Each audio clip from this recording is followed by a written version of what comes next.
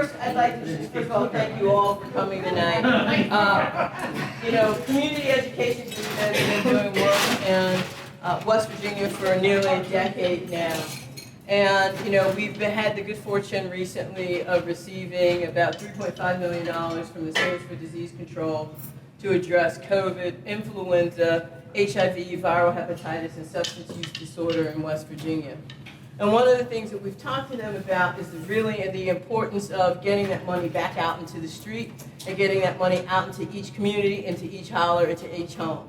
So we have the Appalachia Partnership Fund where we're putting out $1 million in grants where you can do anything from have $500 for punch and cookies for your event for COVID or influenza or HIV or education. We want you to push this information out to your constituents, to your neighbors, to your families, to your friends, because we really do want to spend this money. Our job at Community Education Group is not to necessarily just bring money into our coffers, but to bring money into the state, to bring resources into the state. We've started with this. We're looking at workforce development opportunities. We're looking at other planning opportunities to do more, and we want to do it rapidly because we think that we're in a great deal of need. The other things that you'll see around the room are some of our other larger projects that we're doing. One of them is called the Appalachia STAR Project. So what we've done is that we've brought in Dr. Noel Chaddick, who had been at Bates College up in Maine, to work on what we're calling a cultural heritage project. Goal one of the Appalachia STAR Project is to get people to understand what Appalachia is. So one of the things I wanted to do is to put Appalachia in a bite-sized piece. So we looked at the most northern county, most southern county, then we're looking at North Carolina, and then we're also looking over at both Tennessee, and we're looking at Ohio and 2 other smaller counties, right? Why? So because people really don't know what Appalachia is. We're having conversations with the Appalachian Regional Commission about making health a priority for them. We know that economic development is their #1 priority, but when we look across this region, what we see is HIV, viral hepatitis, substance use disorder. It's not going away, and we have to have a comprehensive plan. So the other thing we've talked to both Senator Manchin's office and Senator Capito's office about, and the other members of both the House and Senate in Appalachia, is to say we need a cultural heritage designation for Appalachia. We want to turn on the spigot for workforce development dollars. We want to turn on the spigot for more educational dollars, more health resources, more transportation resources. And we see that money is there both in the infrastructure bill and in Build Back Better. And we want it in this region to make sure that our people get their needs met. And so that's what our Appalachia STAR Project is. #1, we want to publish a paper looking at what Appalachia is, not what people think it is. We want to talk about the culture of this region and why that culture is important and needs and deserves a cultural heritage designation. That's thing 1. Thing 2 that we also want to be able to do is to talk about Appalachia so that the resources come, so that we can begin to have a different type of relationship with workforce and business communities for the people in this region. So that's thing 1. 2.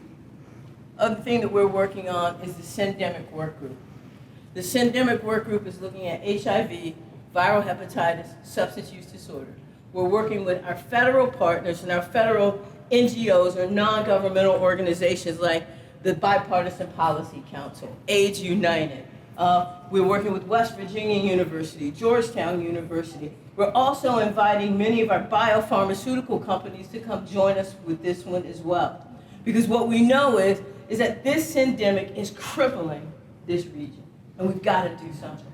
The other thing we want to do is in the first quarter of 2022 is that right here in Charleston, we want to host what we're calling a listening session.